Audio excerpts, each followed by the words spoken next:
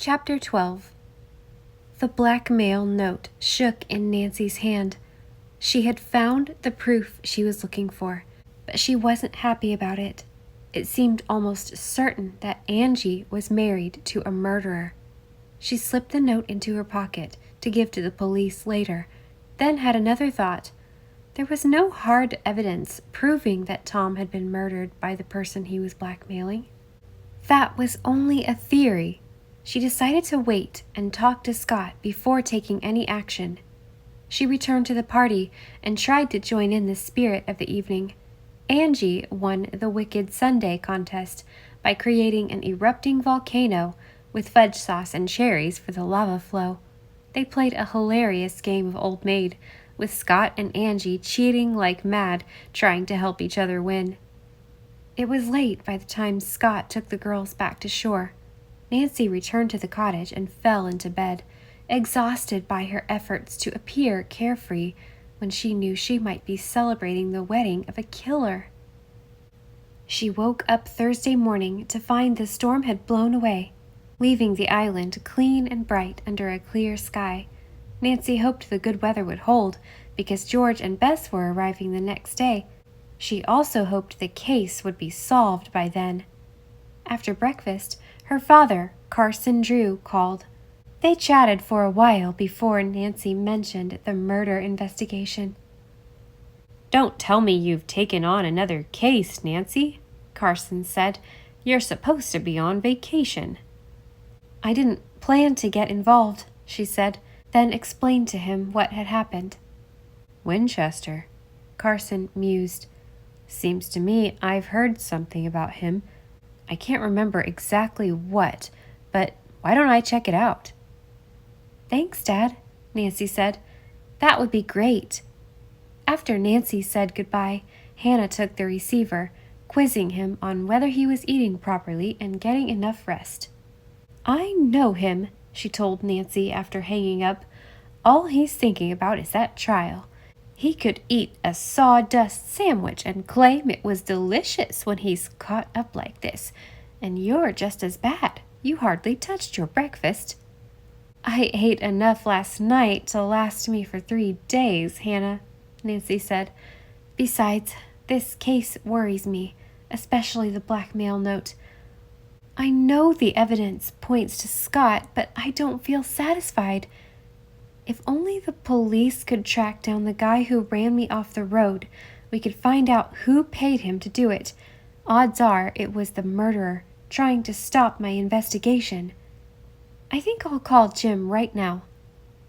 Jim was busy, but he returned Nancy's call a few minutes later. Sorry, Nancy, he reported.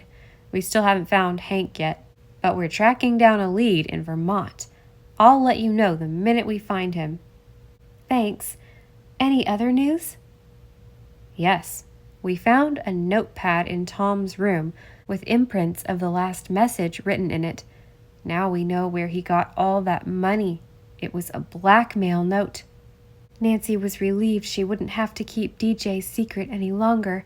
She had felt guilty about withholding evidence, but the police had discovered the truth in spite of her promise. What did the note say?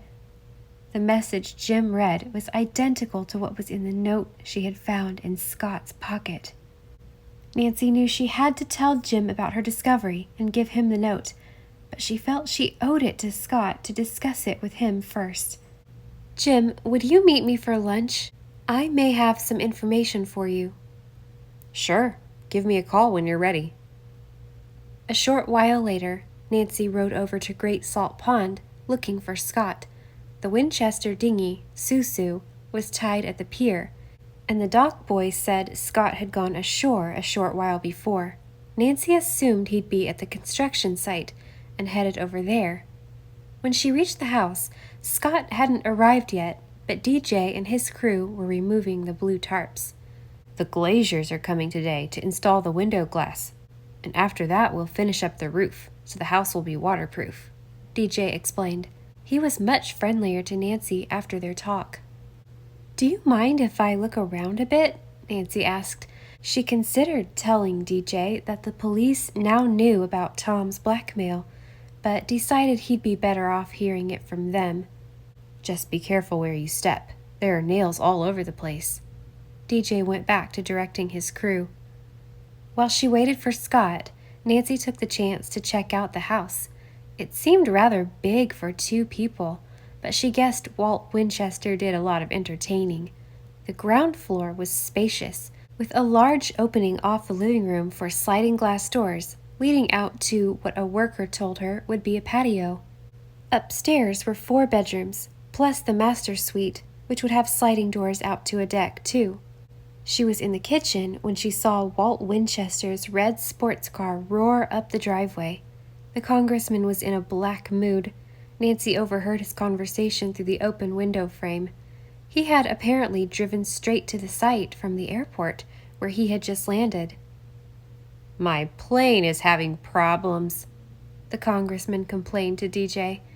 "And the mechanic can't say how long it will take to fix. I suppose you can't take any chances with an airplane." DJ was trying to sound sympathetic, but Nancy could tell he was impatient to get back to work. "I should hire my own mechanic," Mr. Winchester growled. "These islanders can't tell their knees from their elbows." DJ turned red with his contained rage at the insult, but didn't say anything. "Okay, Divot," Winchester went on. "Let's take a look around. Any damage from the storm?" Nancy watched the congressman stride off ahead of DJ. It occurred to her that if Scott had gone home and been with his father last Friday night, he couldn't be the murderer, even if he had been Tom's blackmail victim. With any luck, she'd get a chance to ask the congressman. Nancy found a sunny spot to wait for both Scott and his father under the master's suite at the end of the house. She could hear Winchester roaming all over the site, asking questions and directing the workers. The glaziers arrived and began to install the windows, and the sound of hammers rang out. Finally, Nancy spotted the congressman alone. He was heading for a storage shed set back at a distance from the house. "Congressman," she said, catching up with him, "may I talk to you a minute?" He was instantly charming. "Why, Miss Drew, how long have you been here? I didn't see you arrive." "I've been trying to keep out of the crew's way," she said. "Actually, I was hoping to see Scott this morning. Do you know where he is?" "No, I expected to find him here." "May I ask you a question?" Nancy said. "Certainly." "Were you on the island last Friday night?" Winchester frowned. "Why do you ask?" "I was just wondering," Nancy said casually. "Let me think. Yes, I believe I was," he said slowly. "Do you remember where your son was that night, after about 9? "Scott?" He seemed surprised. "I think he was on the yacht with me. What's this all about?" "Was he on the boat all evening?" Walt narrowed his eyes. "Why are you asking me about Friday?" He snapped his fingers. "That's when that troublemaker, Tom Haines, was killed, isn't it?" "Yes, but—" "Are you implying that you suspect my son?" Winchester said, furious. "He had nothing to do with it. He was on the Emily Sue with me, and I'll swear to it in a court of law." "I'm sorry, Mr. Winchester. I didn't mean to upset you," Nancy said. "If Scott was with you, then obviously he's not guilty of any crime." Winchester took a deep breath and managed to smile. "Please forgive me for losing my temper. My son is, well, very important to me." "I understand," Nancy said sympathetically. "If you'll excuse me," he said politely, "I need to check on the supplies." "Sure." Nancy watched him go into the storage shed, trying to decide on her next course of action. She considered riding down to the harbor to see if Scott had returned to the yacht, but decided to wait a little. She went back to her spot under the far wall of the master suite and sat down on a board. The warm sun felt good. She leaned back, lifting her face to it, and closed her eyes. "I've been on block since Sunday," she thought, "and I haven't had a chance to relax on the beach yet." She heard a slight screeching sound, as if something heavy were being dragged over wood. Opening her eyes, she raised them. Above her, on the second floor, a set of sliding glass doors was leaning out of the opening cut for them in the wall.